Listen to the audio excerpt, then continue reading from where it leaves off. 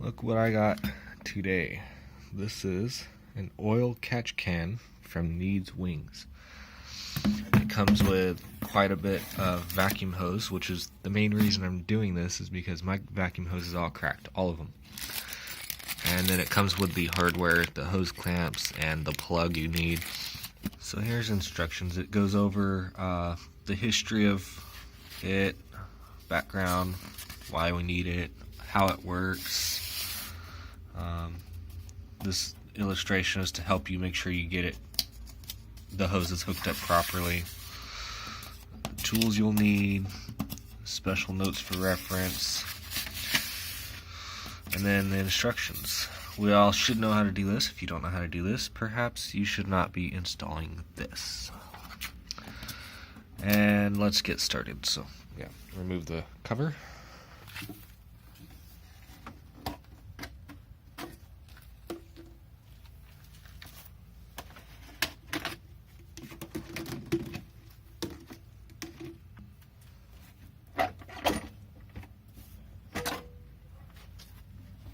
These are the locking tabs that lock the, as you can see, it's already coming off. This one should come off like this. Go ahead and slip this off.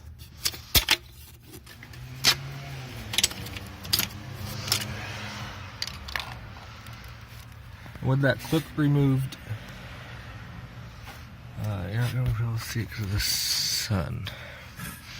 With that clip removed, that down there is the Y tube that we need to get to.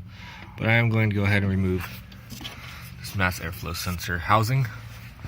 So to do that, go to the back of it. You can use a screwdriver if you can't do it with your thumb. Push back on this little tab and then push forward, and it will lift it up. And it will lift up. Kind of hard to do one-handed, but there we go. Unplug the connector, but I'm just gonna dangle it right there. Alright, well, it's not super oily in there like I thought it was going to be. So this is one of the reasons I'm replacing the hoses. So I'm going to remove this clamp, and I'll come back. Remove the clamp, and the hose just came off because it's broken. So take this three-way thing and lift it straight up. Okay, there we go. Damn it. Ooh, smart. Hang on, I'm gonna take this smaller hose off.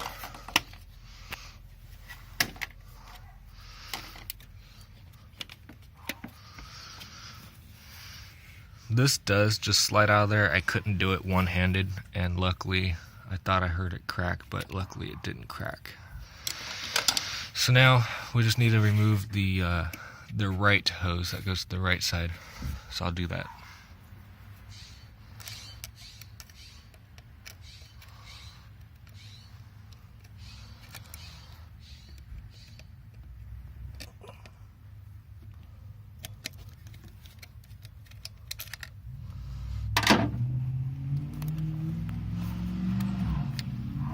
This hose here is really stiff and brittle. I'm not worried about cracking it since we're replacing it. It's already cracked. Anyway, I'll get it off with two hands. Alright, the hose is disconnected. So go ahead and take it, pull it this way. And we have to reuse this three-way clip here, three-way hose thing. My amazing camera shut off when I was putting this in, which it was kind of difficult because you had to put one, you can kind of see it, let's see.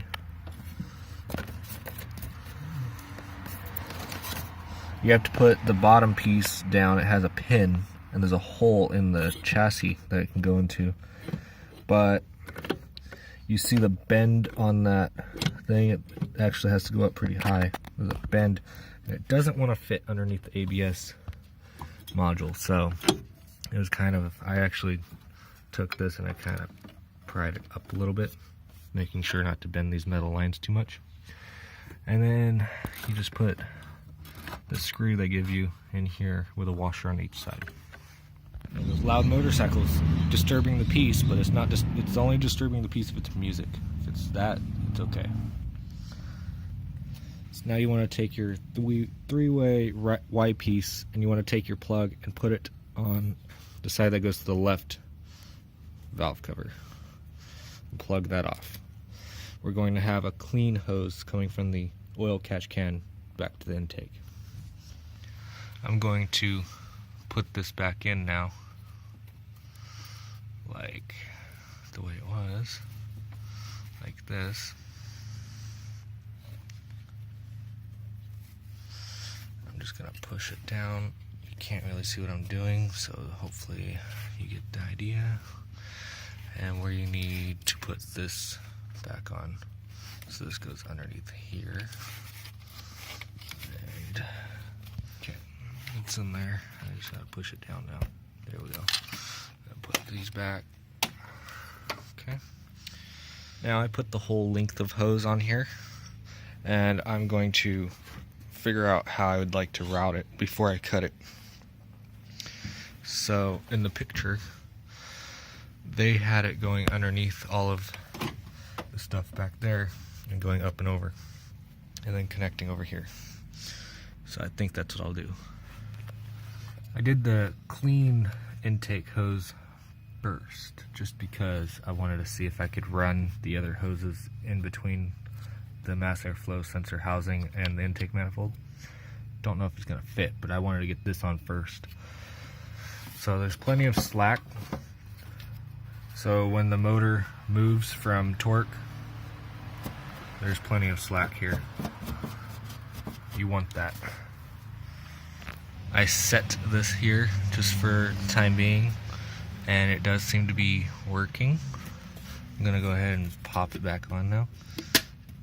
There we go. And I'm gonna wait till I get my hose clamp, I guess. But I ran it over here, just didn't attach it, and it's still, you know, see that big loop, it has plenty of room.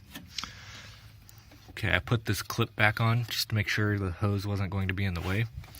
And it's very difficult to do one-handed, and I was not able to get a good view of the tripod. But you put the clamp in its position where it goes around right here, and it has two pieces. That one kind of grabs onto this metal tab, and one kind of grabs onto this metal tab.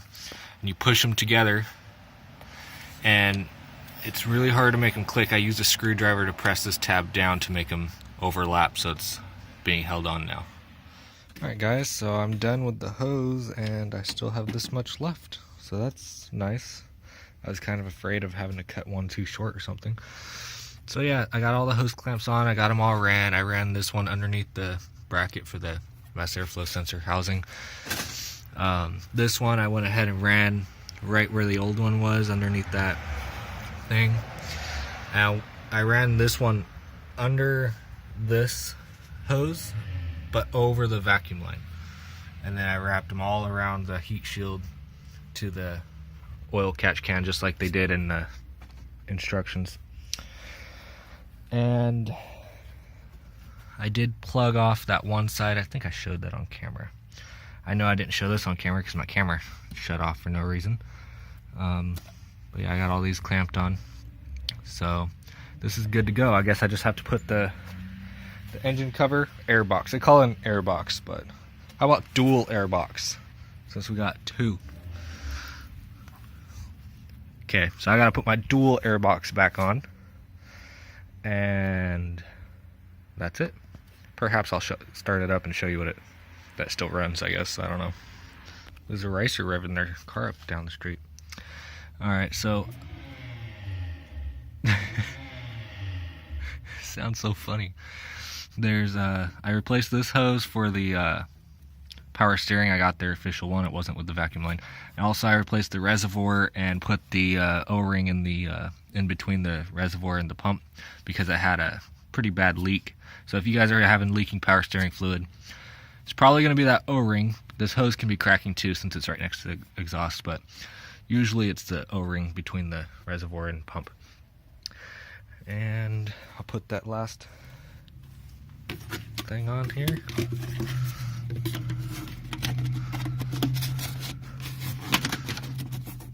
Okay, start it up, I guess. So hopefully power steering leak is fixed and vacuum leaks are fixed.